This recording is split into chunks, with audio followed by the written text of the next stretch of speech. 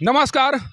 सासाराम नगर निगम में लूट और भ्रष्टाचार का आलम क्या है, इसका खुलासा आज एक आंकड़े से सामने आया है, जिस आंकड़े को देखकर आप समझ सकते हैं कि सासाराम नगर निगम को करीब 2 सालों में जमकर लूटा गया है। मैं ऐसा इसलिए कह रहा हूं कि करीब 2 सालों तक सासाराम के जितने भी शहरात हैं, सासाराम नगर निगम क्षेत्र में जितने भी शहरात हैं, उन शहरातों की वसूली विभागीय स्तर से की जा रही थी और विभागीय स्तर से किस तरह से वसूली के दौरान लूट की गई है, इसका खुलासा आज जो आंकड़े सामने आए हैं उससे साफ पता चलता है। सोचिए कि सासाराम नगर निगम में जो शहरात हैं, उन शहरातों से अधिकारी और कर्मचारी मिलकर किस तरह से लूट किए हैं, उसका जो आंकड़ा आया है, जब उस आंकड़े पर आप गौर करेंगे तब पता चलेगा कि यहाँ के अधिकारी और कर्मचारी ने मिलकर सासाराम नगर निगम को किस तरह से लूटा है। जिस बस डिपो की बंदोबस्ती इस बार 70 लाख में हुई है, उस बस डिपो से 2 वित्तीय वर्ष के दौरान जो कुछ राशि प्राप्त हुई है, उस राशि को सुनकर आप हैरान रह जाएंगे। वित्तीय वर्ष 2021-22 में बस डिपो से मात्र 22 लाख की राशि प्राप्त होती है, जबकि वित्तीय वर्ष 2022-23 में यह राशि घटकर 12 लाख हो जाती है।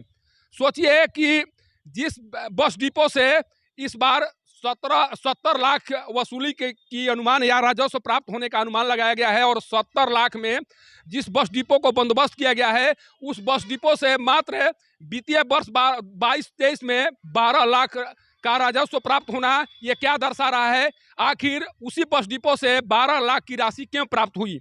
इसका जवाब कौन देगा? अगर 12 लाख तक की ही वसूली होनी है तो फिर 70 लाख में इस बस डिपो की बोली क्यों लगी? इसका जवाब कौन देगा? आखिर क्यों ना माना जाए कि 2 सालों में, 2 वित्तीय वर्ष में सासाराम नगर निगम के जितने भी शहरात हैं, उन शहरातों को लूटा गया और उस लूट में अधिकारी से लेकर जितने कर्मी हैं वो सब भागीदार रहे। अगर भागीदार नहीं होते तो जिस बस डिपो की बोली 70 लाख में लगती है, उस बस डिपो से वर्ष 2020-22-23 में मात्र 12 लाख की राशि क्यों प्राप्त हुई? इसका जवाब आखिर किसके द्वारा दिया जाना चाहिए? यह प्रश्न है, जिस प्रश्नों का जवाब आपको देना होगा। इसी तरह से मछली मार्केट से मात्र वित्तीय वर्ष 21-22 में मात्र 2 लाख की राशि प्राप्त हुई, जबकि इस बार 11 लाख में इस सब्जी मछली मार्केट की बोली लगी है। आखिर जब बोली के माध्यम से 11 लाख रुपए की राशि प्राप्त हो रही है, तो विभागीय वसूली के दौरान मात्र 2 लाख तक ही ये राशि सिमट कर क्यों रह जाती है? इसका जवाब यहाँ के अधिकारियों को देना चाहिए। 2 सालों तक चूंकि बोर्ड के भंग होने के कारण विभागीय स्तर से वसूली की गई, और 2 सालों में जो कुछ हुआ उसका आंकड़ा जो आया है, उस आंकड़े को देखकर आप एक तरह से दंग हो जाएंगे और आपको समझते देर नहीं लगेगी कि सासाराम के नगर निगम में भ्रष्टाचार इतना हावी क्यों है।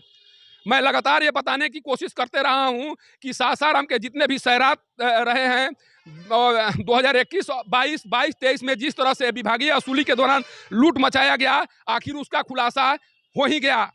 आज जिस तरह से कुछ आंकड़े सामने आए हैं, उस आंकड़ों को देखकर साफ लग रहा है कि विभागीय स्तर के विभागीय वसूली के दौरान जो राशि प्राप्त हुई, उस राशि का एक तरह से बंदरबाट किया गया, और उस राशि के बदौलत जो कुछ किया गया उसका जीता जागता उदाहरण इस आंकड़े से देखा जा सकता है। आखिर जिस बस डिपो की बोली 70 लाख में लगती हो, उस बस डिपो से मात्र 11 लाख की राशि वसूली कैसे की गई? यह बहुत बड़ा प्रश्न है, और इस प्रश्न का जवाब यहाँ के अधिकारी और कर्मियों को देना चाहिए कि आखिर जब आप विभागीय वसूली कराते हैं तो 11 लाख की राशि प्राप्त होती है, फिर आप उस बस डिपो की बोली 70 लाख में क्यों लगाते हैं? इस तरह के जो आंकड़े हैं, जिस आंकड़े पर विचार करके इस भ्रष्टाचार के खेल को उजागर करना जरूरी है। नहीं तो जिस तरह से 2 सालों में भ्रष्टाचार का खेल चला, उस भ्रष्टाचार का असर सासाराम नगर निगम के विकास क्षेत्र पर जरूर पड़ेगा, और जब तक से इस तरह से लूट मचाने वाले अधिकारी और कर्मी रहेंगे, तब तक से सासाराम शहर का विकास नहीं हो सकता है।